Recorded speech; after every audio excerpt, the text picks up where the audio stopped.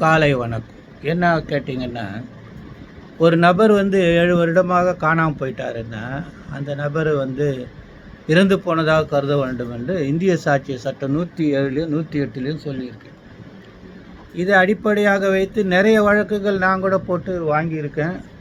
அந்த civil death declaration போட்டு வாங்கியிருக்கேன், மாநகராட்சிக்கு விரோதமாக அப்படின்னு. ஆனால் நான் வாங்கின டிகிரிலெல்லாம் நான் அந்த டேட் ஆஃப் டெத் இருக்குல்ல, அது and completion of 7th year தான் நான் போட்டு வாங்கியிருக்கேன்.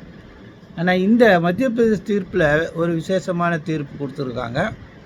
அது நான் வாங்கின தீர்ப்புகளுக்கெல்லாம் விரோதமான தீர்ப்பு, ஒரு விரோதமாக இருக்குது. என்னென்னா ஏஆர் 2024 மத்திய பிரதேஷ் 134, ஏஆர் 2024 மத்திய பிரதேஷ் 134, சாயா Govardhana Singh Solanki versus Public at Large Senior Accounts Officer, Principal Control of Defense Accounts, Allahabad ஆண்டு.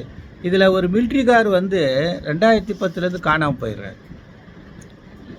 அதுக்கப்புறம் இவங்க சிவில் சூட்டு போட்டு சிவில் சூட்டில் டிக்ளரேஷன் கேட்குறாங்க. என்னன்னா, சூட் போட்ட தேதியிலேருந்து எனக்கு டிக்ளரேஷன் வேணும், அவர் இறந்து போனதாக கருதணும்னு அந்த மாதிரி தான் டிகிரி கொடுத்துருக்காங்க.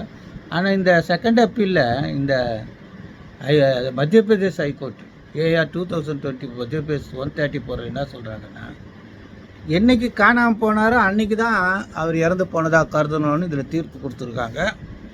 இந்த தீர்ப்பால் பல சட்ட பிரச்சனைகள் வரக்கூடிய வாய்ப்புகள் இருக்குது. ஏன்னு கேட்டிங்கன்னா, என்னை பொறுத்தவரை காஸ் ஆஃப் ஆக்ஷன் எப்போ அரோஸ் ஆகுது, 7 on completion of 7th year. So அன்னையில் அவர் இறந்த சரி. இதனால் என்ன பிரச்சனை வரும்னா, ஒருவேளை இந்த சிவில் டெத்து இறந்து போனவர்களுக்கு சொத்து இருந்ததுன்னா, அந்த சொத்து அவருடைய இறந்த தேதிக்கு வச்சு தான் அது பிரிக்கப்படும். இல்லை அவருக்கு சொத்து இல்லைப்பா, ஆனால் அவருடைய வாரிசுகளுக்கு இருக்கிற சொத்து, அதில் யாராவது இறந்து போனால் அந்த சொத்து அவருக்கு கிடைக்கக்கூடிய வாய்ப்பு இருக்கும்போது அதில் இருக்கிற அந்த டேட் ஆஃப் டெத்துலேயும் பிரச்சனை இருக்கும். ஆக மொத்தம் நீங்கள் செய்ய வேண்டியது என்னென்னா, இதில் 2 உச்சநீதிமன்ற தீர்ப்பு டிஸ்கஸ் பண்ணியிருக்காங்க. N Jayalakshmi versus Gopala Pathar, R Gopala Pathar. இது ஏஆர் 1995 எஸ்சி 995. அதுக்கப்புறம் அந்த Darshan Singh versus Gujar Singh AR 2002 SCC. இது ரெண்டுத்துலேயுமே இந்த சிவில் டெத்துனால டிகிரி கொடுக்கணும்னு தான் சொல்லியிருக்காங்களே தவிர, இந்த factum of actual date of death எப்படி ஃபிக்ஸ் பண்ணுறது என்ற ஏரியாவை டிஸ்கஸ் பண்ணல. இதுதான் முதல் தடவையாக Indore bench Anil Varmaji justice decide பண்ணியிருக்காரு. ஏஆர் 2020 மத்திய பிரதேஷ் 130. இதுலேருந்து நீங்கள் என்ன தெரிஞ்சிக்க வேண்டியதுன்னா, கண்டிப்பாக நீங்கள்